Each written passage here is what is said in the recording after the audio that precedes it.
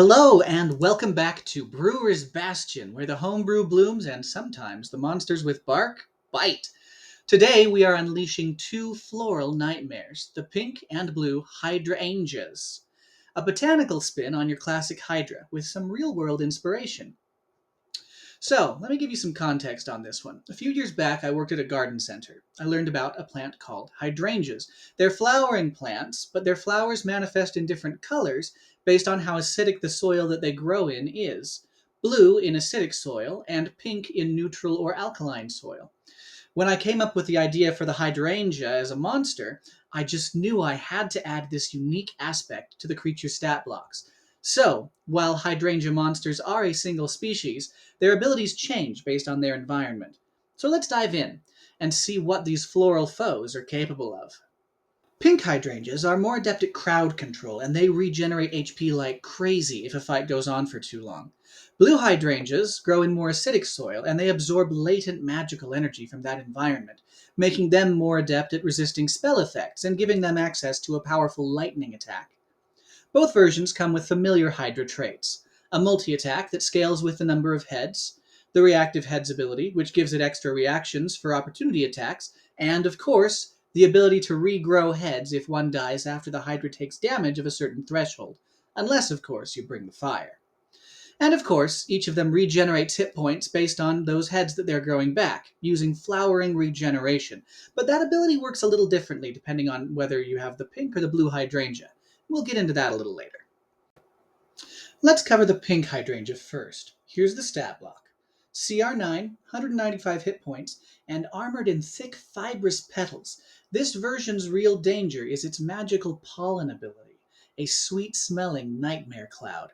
Start your turn within 15 feet. You've got to make a DC 15 wisdom save or get charmed by its floral aura. Charmed targets are drawn closer, and if you attack the Hydra while standing next to its charmed allies, they might just stab you in the ribs with a reaction melee attack that they are forced to make. It's crowd control and friendly fire, all wrapped up in a nice little bouquet.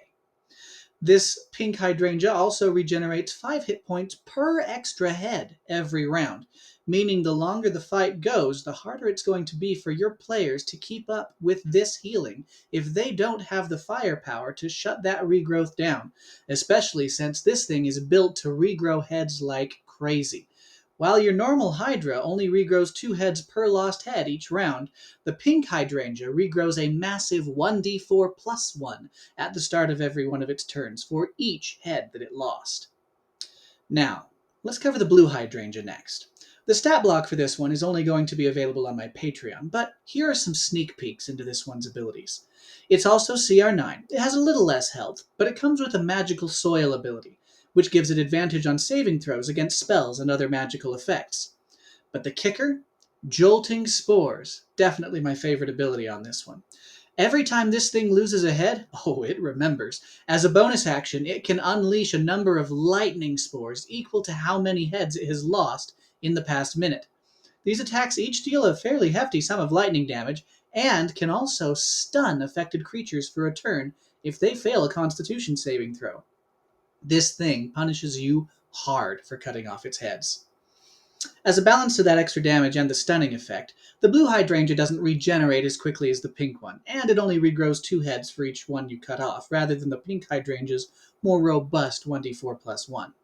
So, if you want a new wild spin on the Hydra that your players will have to experiment with to figure out, look no further than the hydrangea. Throw this into their next swamp trek or druid grove, and watch the chaos bloom. These are not your grandma's flowers. One charms, the other stuns, and both are absolute nightmares if you forget your torch. Remember, homebrew like this drops every week, so hit that like button, subscribe, and check out the stat blocks, including the full stat block for the blue hydrangea on my Patreon account.